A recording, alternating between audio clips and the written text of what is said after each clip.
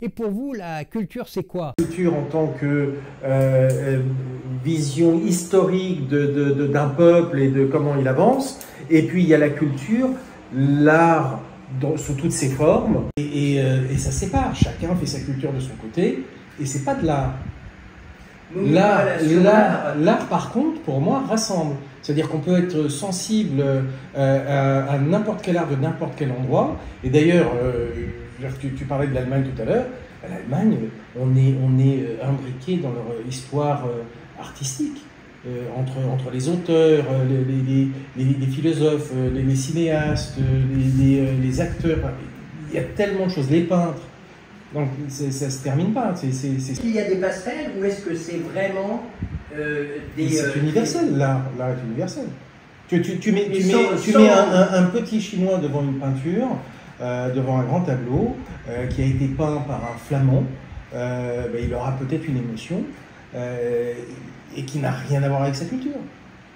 Sa culture, de là où il a l'histoire de son pays, l'histoire de son peuple. Le commune, ce n'est pas la même chose qu'une compréhension Parce que pourquoi niveler et de vouloir se dire qu'en fait, il faut que ce soit commun.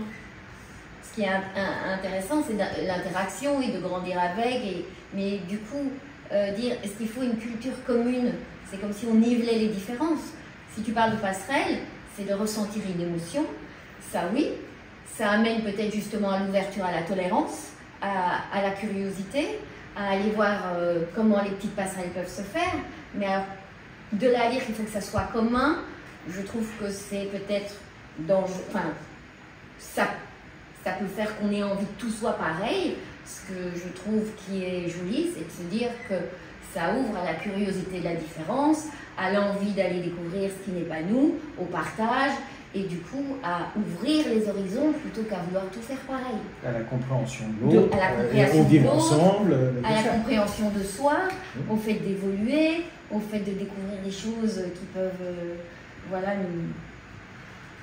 Quand on dit effectivement culture commune, c'est véritablement compréhension.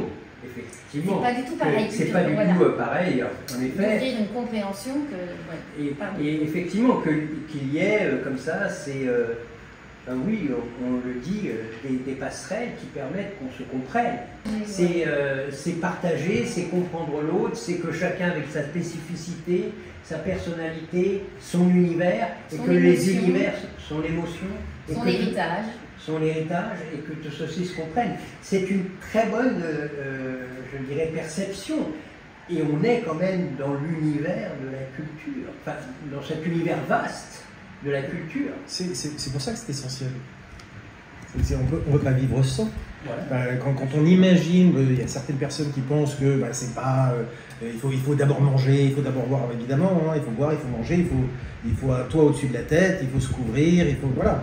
Mais sans nourriture pour l'âme, on meurt en tant que culture, on meurt en tant qu'humain, et chacun de son côté.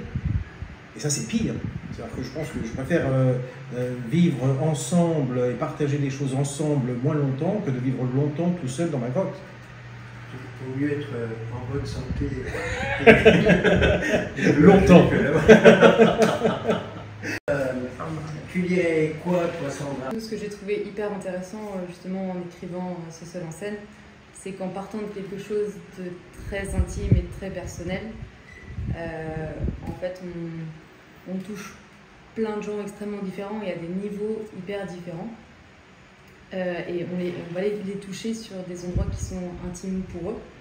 Et du coup, de passer de ce texte très personnel à quelque chose de plus universel, qui en fait relie des gens qui n'ont rien à voir avec les uns avec les autres, je trouve ça passionnant. Et pour moi, l'art et la culture, c'est effectivement ça. L'émotion est quand même un langage universel pour moi.